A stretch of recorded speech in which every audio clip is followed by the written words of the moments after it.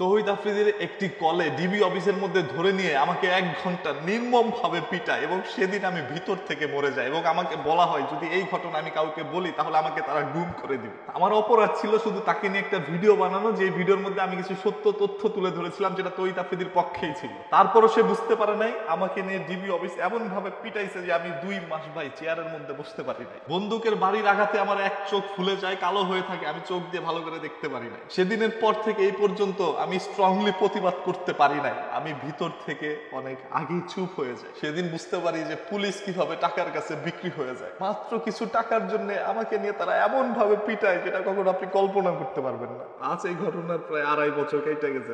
এক এক করে সবাই মুখ খোলা শুরু করছে, কাদের কাদের সাথে এরকম কাজ করছে। এখন সবাই সব সত্যটা বলে দিচ্ছে। কথায় আছেন আল্লাহ ছাড় দেয় তবে ছেড়ে দেয় না। আমি তৌহিদ আফ্রিদিকে মাফ করে দিছি, কিন্তু আল্লাহ তাআলা কিন্তু মাফ করে নাই। আজ থেকে 2.5 বছর আগে আমি তৌহিদ আফ্রিদিকে নিয়ে একটা ভিডিও বানাই, যেই ভিডিওর মধ্যে আমি কিছু সত্য তথ্য আপনাদের সামনে তুলে ধরেছিলাম। সেই ভিডিওটি তৌহিদ আফ্রিদি মেনে নিতে পারে নাই, যার কারণে তার টিমমেট থেকে প্রথমে রাহি আমাকে একটা ফোন দেয়, দিয়ে বলে যে ভাই আপনি কি ভিডিও বানাইছেন, আফ্রিদি ব্রো তো খুব রাগান্বিত হয়ে গেছে। আমি বললাম ভাই আমার যদি কোনো ভুল থাকে আপনি বলেন, আমি তাড়াতাড়ি ভিডিওটা ডিলিট করে দিই। পরে বললো না, ব্রো যতক্ষণ না বলবে ততক্ষণ ওই ভিডিওটা ডিলিট করতে পারবেন না। তো আমিও আশায় আছি যে কখন আফ্রিদি বলবে ভিডিওটা ডিলিট করতে, আমি ডিলিট করে দিব। দুপুরবেলা ফোন দিল তার টিমমেট থেকে জাকারিয়া। সে ফোন দিয়ে বলল যেহেতু আপনি একটা ভিডিও বানায় ফেলছেন, আপনি একটু ডিবি অফিসে আসেন, আপনি ওইখানে এসে একটা মুসলেখা দিয়ে যান যে আর কোনোদিন এই ধরনের ভিডিওগুলো বানাবেন না। তো আমি চিন্তা করলাম যেহেতু পুলিশ ডাকাইছে ডিবি অফিসের মধ্যে, সেহেতু আর কোনো ঝামেলা নাই, পুলিশের সামনে তো আর আমাকে মারধর করতে পারবে না। এই চিন্তা করে আমি ডিবি অফিসে যাই এবং যাওয়ার সময় আমার পরিচিত যত ভাই ব্রাদার ছিল আমি সবাইকে ফোন দিছি, ভাই আমাকে তো ডিবি অফিসে ডাকাইছে, আমি কি করব?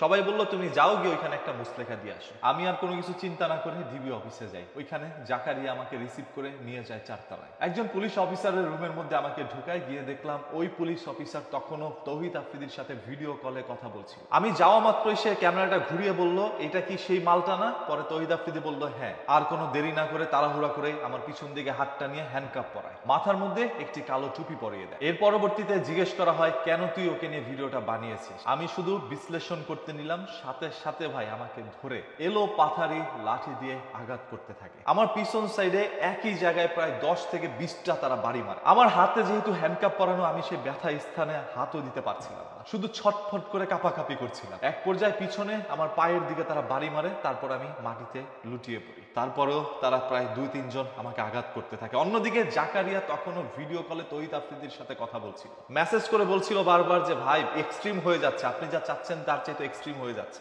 অনেকভাবে তাকে বোঝানোর চেষ্টা করে, তবে তারপরও পুলিশ অফিসার মানে নাই। সে আমাকে আঘাত করতে থাকে এবং এক পর্যায়ে অন্য একটি রুমের মধ্যে আমাকে নিয়ে যায়। নিয়ে যাওয়া অবস্থায় বলছিল ওকে গুম করে দিব, একটা বস্তা রেডি কর, ওকে বস্তার মধ্যে ভরে কোথাও নিয়ে ফেলে দিয়ে আসবো। আমি তখন প্রচন্ড পরিমাণ ভয় পাই। পরে অন্য একটি রুমের মধ্যে নিয়ে আমার হাঁটুর মধ্যে বাড়ি দিয়ে আমাকে ধরেন এই যে এইভাবে, আমার তো বাধা, আমাকে এইভাবে বসায়। তো এইভাবে বসে বলতেছে সরি বল তৌহিদ আফ্রিদিকে সরি বল। তখন আমি ভিডিও কলের মধ্যে তৌহিদ আফ্রিদিকে সরি বলা শুরু করলাম, আমি মাপ চাওয়া শুরু করলাম। যেহেতু আমার চোখ বাঁধা, আমি কিছু দেখতেছিলাম না যে কোথায় আমাকে নিয়ে যাওয়া হচ্ছে, আমি কোথায় বসে কি বলছি আমি কিচ্ছু জানি না। শুধু আমি এইভাবে বসেছিলাম মাটির মধ্যে, বসে বসে বলতেছি ভাই আমাকে মাফ করে দেন ভাই, যা করছে জীবনে অনেক বড় ভুল করছি, আর কোনোদিন আমি ভিডিও বানাবো না।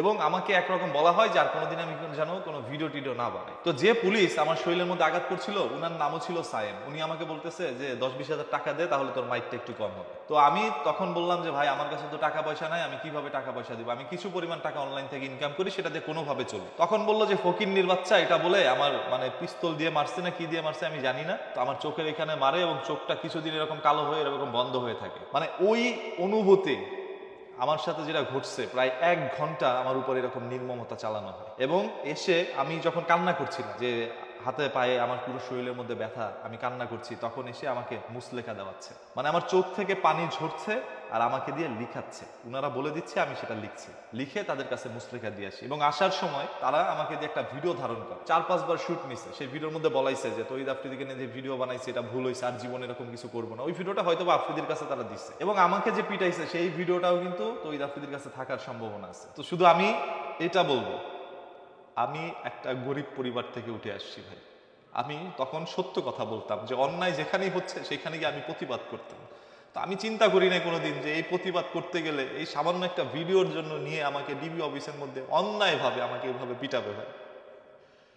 আপনি একবার জাস্ট এইটা চিন্তা করেন, আমার নামে কোনো অভিযোগ নাই, আমার নামে কোনো মামলা নাই। অনলাইনে অসংখ্য কন্টেন্ট ক্রিয়েটর আছে, তাদের ব্যাড সাইডও আছে। তো আমাকে নিয়ে দেখেন তো কোনোদিন কোনো ব্যাড সাইড আপনারা পাইছেন কিনা, আমার কোনো লিঙ্ক ভাইরাল হয়েছে কিনা আজ পর্যন্ত। আমি সবসময় চিন্তা করছি যে আমার ক্যারিয়ার সবসময় ভালো রাখতে হবে, ভালো কাজ করতে হবে, যাতে করে জনগণ আমাকে ভালো বলে। বাংলাদেশে অনেক কন্টেন্ট ক্রিয়েটর আছে ভাই, সত্য কথা কয়জনকে বলতে দেখছেন? কারণ সত্য কথা তারা বলতে পারে না, বললেই তাদের অবস্থা এরকম ভয়াবহ হয়। আমাকে ডিবি অফিসের মধ্যে যখন নেওয়া হয়েছে, আমি যখন হ্যান্ডকাপটা পিছনে আমার বাধা হয়েছে ডিবি অফিসের, তখন আমি জাস্ট চিন্তা করতেছি যে আমি কি বড় অন্যায় করছি, আমি অনেক বড় ক্রিমিনাল। আমার নামে কোনো জিডি নাই, আমার নামে কোনো মামলা নাই, কোনো অভিযোগ নাই, কে ডাকাইলো, কি কারণে করলো, আর একজন পুলিশ অফিসার সে কিভাবে আমার গায়ের মধ্যে হাত তুলে কোনো অভিযোগ ছাড়া। এবং আমার সামনে একটা খাতা নিয়ে লিখতেছে, মানে 7টা 8টা মামলা লিখে ফেলছে। আমি জামাত শিবির করি, আমি হুজুরদের পক্ষে কথা বলি, আমি এইটা ওইটা জঙ্গি, কত কিছু বলছে তারা।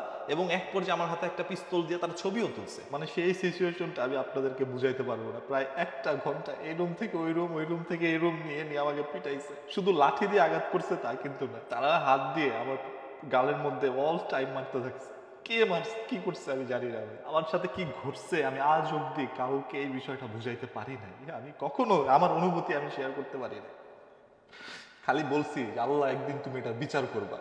আমি সত্য কথা বলছি, এই জন্য আমার উপর আঘাত করা হয়েছে, এটা বিচার একদিন তুমি করবা। কেন আমি চাই না আজকে তৌহিদ আফ্রিদির ক্ষতি হোক? কারণ আমি গরিব মানুষ ভাই, আমার শরীরে যদি আপনারা পিটান, আমি ওই ব্যথাটা মোটামুটি সহ্য করে নিতে পারবো। গরিবের তো অনেক আঘাতই সহ্য করতে হয়। তবে আফ্রিদি তো মানে স্বর্ণের চামচ মুখে দিয়ে বড় হয়েছে, বড় লোক মানুষ ভাই, ওর কথায় পুলিশ প্রশাসন সব উঠে বসে। যদি পুলিশ ওর কথায় না উঠতো, তাহলে সেদিন ডিবি অফিসে আমার নামে কোনো অভিযোগ না থাকা সত্ত্বেও আমাকে কিভাবে এনে ডিবি অফিসের মধ্যে অন্যায় এবং বেআইনিভাবে আমার উপর আঘাত করতে পারে। এই মিন্টুরও ডিবি অফিসের মধ্যে ভাই, আমার বাড়ি থেকে বেশি দূরে না। এইখানে নিয়ে একজন পুলিশ সদস্য, শুধু একজন নয়, এখানে 4-5 জন পুলিশ সদস্য ছিল, তারা নিয়ে আমার সাথে এই আচরণটা করছে ভাই। পুলিশের প্রতি যে আমার একটা সম্মান ভালোবাসার জায়গা, এইটা ওই দিন নষ্ট হয়ে যায় যেদিন আমি দেখলাম টাকার কাছে বাংলাদেশের পুলিশ বিক্রি হচ্ছে, এবং সেটা আমার চোখের সামনে। আমার নামে জিডি থাকতো, আমার নামে কোনো অভিযোগ থাকতো, আমাকে নিয়ে তারা যা খুশি করতো, এবং আদালত যদি রিমান্ড দিত তারপর আমাকে নিয়ে রিমান্ডের মধ্যে নিতে পারতো। তবে আমার তো আদালতেও নেওয়া হয় নাই, আমার নামে কোনো অভিযোগও নাই, আমাকে কেন রিমান্ডের মধ্যে দেওয়া হইল?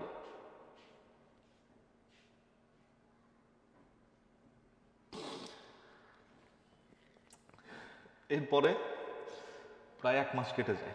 কেটে যাওয়ার পরে তৌহিদ আফ্রিদি আমাকে ফোন দিয়ে বলে, তুই কেন ভিডিও বানাচ্ছিস না? মানুষ ভাববে যে তোকে নিয়ে আমি কিছু করছি, এই জন্য তুই ভিডিও বানাচ্ছিস না, তুই কালকে থেকে ভিডিও বানা। আমি বললাম যে ভাই, আমি আর জীবনে কোনোদিন ভিডিও বানাবো না, আমি এই লাইন ছেড়ে দিব ভাই, প্রয়োজন আমি রিক্সা চালায় খাবো। পরে বললো না, তোর ভিডিও বানাইতে হবে। এর পরবর্তীতে এসে আমি ভিডিও বানাইলাম। একদিন তৌহিদ আফ্রিদি আমাকে ফোন দেয়, দিয়ে বলে যে তুই আমার বাসায় আয়, তোর সাথে কথা আছে। তো আমি মানে তার বাসায় গেলাম, যে যাক, জীবনে একবার তো মাইর খেয়েছি, গেলে হয়তো আবার মারবে, চিন্তা এই ভাব নিয়ে, মানে মনের মধ্যে এই চিন্তা নিয়ে আমি গেছি। তো তার বাসায় যাওয়ার পরে সে আমার সাথে বসে প্রায় 1 ঘন্টা, তার বারান্দার মধ্যে বাসায় বসে আমার সাথে কথা বলে গুলশান 2-এর মধ্যে। তো সেইখানে অনেক কথার মাঝখানে বুঝতে পারলাম যে না, সে অনুতপ্ত খুব। এর পরবর্তীতে তার রুমের মধ্যে আমাকে, তার বেডরুমে আমাকে নিয়ে যায়, নিয়ে ওইখানে ভালোভাবে আচার আচরণ করে। তার সাথে আমার একটা ভিডিও আছে, একটা ছবিও আছে। তো চিন্তা করলাম যেহেতু ছেলেটা অনুতপ্ত, সেহেতু মন থেকে আমি তাকে ক্ষমা করে দিই। হ্যাঁ, আমি তাকে আমার মন থেকে সেদিনই ক্ষমা করে দিচ্ছি। এরপরে তৌহিদ আফ্রিদির সাথে মাঝে মাঝে আমার কথা হইতো। সে আমাকে সবসময় বলতো যে তোমার কোনো বিপদ, তুমি কি কোনো কষ্টে আসছো, তোমার কি টাকা পয়সার দরকার, মানে কি প্রবলেম তোমার, তুমি আমাকে বলো, আমি তোমাকে সাহায্য করতে চাই। মানে আমি কোনোদিন তার কাছে সাহায্য চাইনি, এবং আল্লাহ তাআলাকে বলছি, আল্লাহ তুমি আমাকে এমন কোনো বিপদ দিও না যাতে করে তৌহিদ আফ্রিদির কাছে গিয়ে আমার সাহায্য চাইতে হয়। আমি এটা বলবো যে তৌহিদ আফ্রিদি অনুতপ্ত হয়েছিল, এবং পরবর্তীতে তার সাথে যখন আমি মিলে যাই, তারপর থেকে সে আমার অনেক উপকার করতে চেয়েছে। কারণ সে আমার সাথে আর কোনোদিন কোনো দুর্ব্যবহার করে নাই, কোনো ক্ষতিও করার চেষ্টা করে নাই, সবসময় উপকার করার চেষ্টা করছিল। তো একজন মানুষের যখন টাকা পয়সা হয় বা ক্ষমতা থাকে, সেটার অপব্যবহার যখন করে, তখন আল্লাহ তাআলা সহ্য করে না, আর সেটার বিচার একদিন আল্লাহই করে, যেটা আপনারা দেখতে পাচ্ছেন ভাই। এই যে তৌহিদ আফ্রিদিকে যে গ্রেপ্তার করা হয়েছে, বা তার বাবাকে যে গ্রেপ্তার করা হয়েছে, আমি বুকে হাত দিয়ে বলতে পারি এটা শুধুমাত্রই তারা ডিসিপ্লিন দেখাইছে, যে গ্রেপ্তার করতে হবে, এই জন্য করছে। এই 2 দিন পরে তৌহিদ আফ্রিদি আবার ফেরত আসবে, এসে তার আগের জায়গায় বসবে। এখন বিএনপি আসুক, আওয়ামী লীগ আসুক, এনসিপি আসুক, বা যে কোনো দল ক্ষমতায় আসুক না কেন, আফ্রিদির ক্ষমতা সেম আগের জায়গায় যাবে। এবং সে যদি পরিবর্তন না হয়ে আসে, সে যদি চায় যে এই সকল কন্টেন্ট ক্রিয়েটরদেরকে আবার ধরে নিয়ে আসবো যারা আমার বিপক্ষে কথা বলছে, সেটা তার দ্বারা সম্ভব, এবং আবারও হয়তো আমাদেরকে ধরে নিয়ে যাবে। পরবর্তীতে এই মুখ খোলা সাহসটুকু আর কোনোদিন আমরা নাও পাইতে পারি। এটাই সত্য কথা ভাই।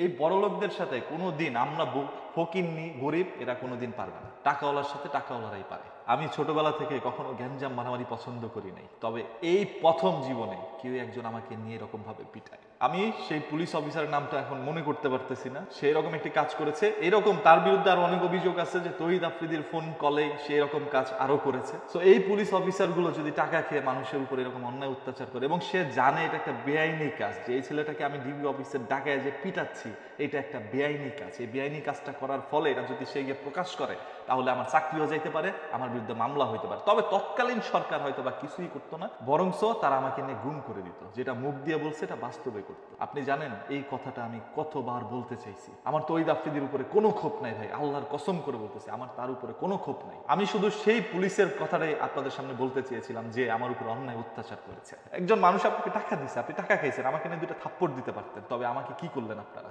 এক সময় বলে যে সে আমার পুরুষাঙ্গ কেটে দিবে যাতে করে আমি আর কোনোদিন আমার বউর সাথে সহবাসও করতে না পারি। এবং যে খারাপ গালিগুলো তারা দিছে, মানে একটা ভালো কথা তারা বলে না, শুধু গালির উপরে আমরা রাখছে 1 ঘন্টা। এত মানে একজন পুলিশ কর্মকর্তা এত খারাপ গালি দিতে পারে, আপনারা সেটা কোনো ধারণা আপনাদের নাই। আমি কোনোদিন এই সকল কথাগুলো বলি না, কারণ আমাকে সবসময় আমার পরিবার, মা বাবা চুপ করে রাখছে যে দেখ তোর কিছু হইলে আমরা তোকে বাঁচায় আনতে পারবো না, ওই সামর্থ্য আমাদের নাই। আবার মা বাবা সবসময় আমাকে নিয়ে ভয় পায়। এখন পর্যন্ত আমি যদি রাস্তার মধ্যে বেরোই তাহলে বারবার ফোন দেয় যে কি হয়েছে, এত রাত হইতেছে কেন, দেরি হইতেছে কেন, কারণ ভাবে আবার উনি ধরে নিয়ে গেছে ডিবি অফিসে আমাকে। আমি যেদিন বাসার মধ্যে আসি আমার এই চোখ বন্ধ, আমার 2 গাল লাল হয়ে আছে, হাতের আঙুলগুলো বসে আছে, এবং আমার যে পিছন সাইডে মানে কিভাবে বলবো আপনাদের, পুরো এই সাইডে আমি চেয়ারও বসতে পারিনি ভাই, আমি প্রায় 2টা মাস চেয়ারে বসতে পারিনি। এখন অব্দি আমার নাক দিয়ে ব্লিডিং হয়, আপনারা জানেন কয়দিন পর পর আমি ভিডিও করে বলি যে ভাই আমার নাক দিয়ে রক্ত পড়ে, উইট থেকে পড়ে।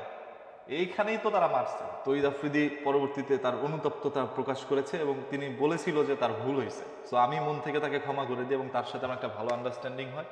পরবর্তীতে আমি তার ভালো কিছু কাজের দিকগুলো ভিডিওর মাধ্যমে প্রকাশ করি মানুষের সামনে, মন থেকেই করি যে ছেলেটাকে আমার ভালো লাগছে, সে অনুতপ্ত। একজন মানুষ ভুল করে যখন সে ভুল স্বীকার করে সেটা হচ্ছে বড় বিষয়। তো আজকে তার এই দুর্দিনে এসে আমি তাকে লাথি মারবো, মানে যে হাতি গর্ত পড়লে পিঁপড়া এসে লাথি মারে, আমি ওরকম ছেলে না। আমি তার জন্য দোয়া করি মহান আল্লাহ তাআলা তাকে সুস্থ সবল ভাবে আগের জায়গায় ফিরে আসুক। তো আপনারা যদি আমার কাছ থেকে আরো কিছু জানতে চান ভাই, আর কিছু নেই, আমি সবকিছু একদম ক্লিয়ার করে দিছি। আমার সাথে যা ঘটছে আমি বলে দিছি, আর আমার কাছে গোপন কিছু নাই।